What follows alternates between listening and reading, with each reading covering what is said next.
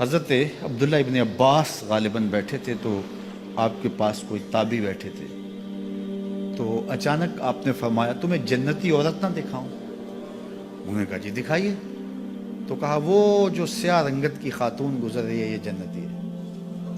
تو انہوں نے کہا وہ کیسے؟ کہا ایک دن یہ حضور کے پاس آئی اور آقا کریم سے کہنے لگی حضور میرے لیے دعا کر دیجیے، مجھے مرگی کے دورے پڑتے ہیں تو میں گر پڑتی ہوں، تو آپ میرے لیے دعا کر دیجئے میں اس بیماری سے بچ جاؤں۔ تو اللہ کے محبوب علیہ السلام نے فرمایا اگر تو صبر کرے تو تیرے لیے جنت کا وعدہ ہے، آپ کہو تو میں دعا کر دیتا ہوں تم ٹھیک ہو جاؤ گی، لیکن اگر تم صبر کرو تو جنت کا وعدہ ہے۔ تو اس نے کہا ٹھیک ہے مجھے منظور ہے، جنت وعدہ ٹھیک ہے، لیکن جب میں گرتی ہوں تو میرا پردہ کھل جاتا ہے، عورت ذات ہوں، چلو ٹھیک ہے بیماری رہے گروں بھی لیکن اتنی دعا تو کر دیں کہ پردہ نہ کھلے۔ تو اللہ کے محبوب نے فرمایا ہاں یہ دعا میں کر دیتا ہوں۔ کہا کہ مرگی کے دورے سے اب بھی پڑھتے ہیں، اب بھی گر جاتی ہے لیکن اللہ اس کے پردے کی حفاظت کرتا ہے۔ اللہ اکبر!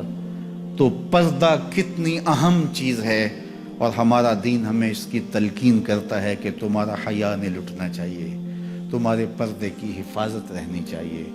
حیا دین ہے اور حیا کے ساتھ اسلام کا تعلق کتنا گہرا ہے کہ یہ دونوں جڑی ہوئی چیزیں ہیں، ایک رخصت شے ہوتی ہے تو دوسری بھی رخصت ہوتی ہے۔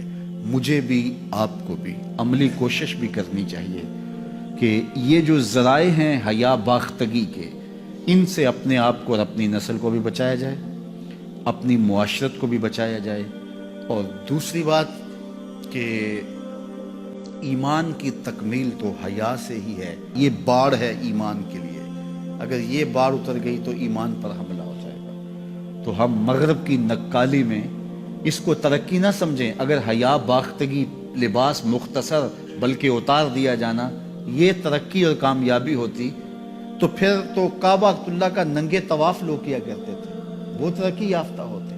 تو برہنہ ہو جانا یہ حیوانیت کی طرف سفر ہے، یہ کامیابی نہیں ہے، یہ عروج نہیں ہے، یہ فیشن اور ترقی نہیں ہے، یہ تو اخلاقیات سے کنارہ کشی ہے، یہ تو حیا باختگی ہے۔ اسلام ایک روشن خیال دین ہے، اسلام ترقی یافتہ دین ہے، اسلام انسانی مزاج سے ہم آہنگ دین ہے، انسانی ضروریات کے تقاضوں کو پورا کرنے والا دین ہے، انسانیت سے ہمارے مزاج سے ہماری فطرت سے ہٹ کر کوئی دین نہیں ہے۔ تو نفس کی تسکین اور ہے، روح کی تسکین اور ہے۔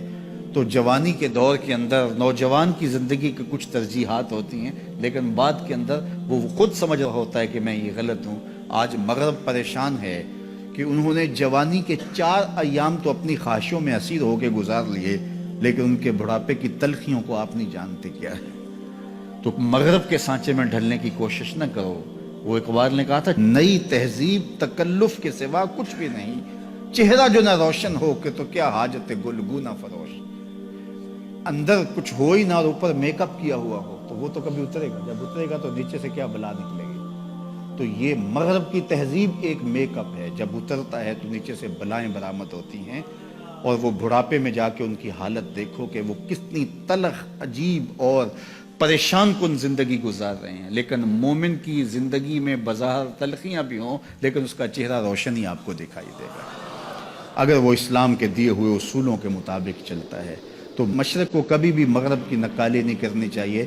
مغرب تو اس مصیبت سے جان چھڑانا چاہتا ہے لیکن ان کی معاشرت اس طرز کی بن گئی ہے کہ جان چھوٹنے نہیں پا رہی، اور جہاں سے وہ نکلنا چاہتا ہے وہاں سے ہم داخل کیوں ہونا چاہتے ہیں۔ تو میری بیٹی، میری بہن، تو مغرب کی بیٹی نہیں ہے، تو مشرق کی شہزادی ہے۔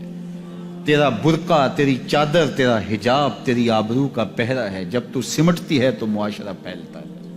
تیرا حیا ہی تیری زندگی کا تیور ہے اور یہی تیرا نور ہے۔ اور نوجوان کی آنکھوں کے شرم و حیا کے تلے عبادت کی لذت رکھی گئی ہے۔ اگر آپ چاہیں کہ عبادات میں لذت نصیب ہو، سجدے میں قرار نصیب ہو، اپنی نگاہوں کی حفاظت کر کے دیکھو، سجدے میں سرور آنا شروع ہو جائے گا، نمازوں میں لذت آنی شروع ہو جائے گی۔ تو اللہ ہمیں حیا کے جوہر سے مالا مال فرمائے۔